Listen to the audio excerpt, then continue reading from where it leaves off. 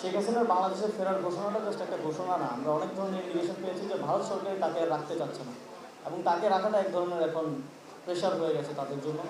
তো এটা তো অবশ্যই যাদের অধীনে তিনি আছেন তারাই তাকে অ্যাপিয়ার হতে দিচ্ছেন না, তাকে ভিডিওতে আসতে দিচ্ছেন না, এবং তারা কিন্তু বাংলাদেশ সরকারকেও বলেছে যে কোনো ধরনের রাজনৈতিক কার্যক্রম তারা শেখ হাসিনাকে করতে দেবেন না।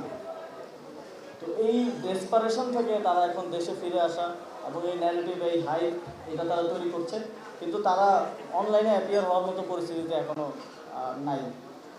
তো এই চ্যালেঞ্জটা হয়তো সামনের দিনে আমাদের আসবে, দেশে একটা অস্থিতিশীল পরিস্থিতি তৈরি করার চেষ্টা করা হবে, এবং এক্ষেত্রে দেশি বিদেশি অনেক শক্তি উস্কানি দিবে। তবে সেক্ষেত্রে আমাদেরকে সতর্ক থাকতে হবে, সচেতন থাকতে হবে এবং ঐক্যবদ্ধ থাকতে হবে। তবে দুঃখজনক হচ্ছে আজকে আমরা দেখতে পাচ্ছি সারা দেশে ওই ঐক্যের পরিস্থিতি। এই জুলাইতে 2 বছর আগে আমরা সবাই এক কাতারে ছিলাম, কিন্তু আজকে সেই পরিস্থিতি আর নাই। আমরা দেখছি যে হল দখলকে কেন্দ্র করে প্রত্যেকটা ক্যাম্পাসে, এই যে আমি এখানে বসে বসে নিউজ দেখছিলাম, ঢাকা কলেজ এমনকি আলিয়া মাদ্রাসায় পর্যন্ত হামলা হচ্ছে, সংঘর্ষ হচ্ছে, এবং হল পুনর্দখল করা চলছে। তো আমরা যদি নিজেদের মধ্যে এই মাৎসান্বয়ে ব্যস্ত থাকি, তাহলে এটা শেখ হাসিনা এবং আওয়ামী লীগকে সুযোগ তৈরি করে দিবে এখানে তাদের রাজনৈতিক পাঠাতন শক্তিশালী করতে।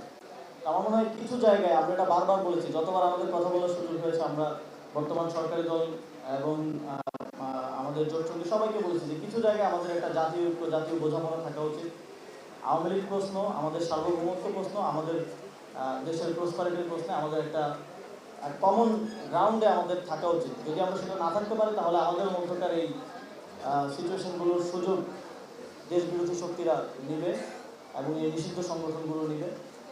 আশা করি আমরা আমাদের মধ্যে এই বিভাজন, এই সংঘর্ষ, এই সন্ত্রাসী কার্যক্রমের কারণে জাতি হিসেবে আবার কোনো ধরনের বড় ধরনের ডিজাস্টার যেন আমাদের না করতে হয়।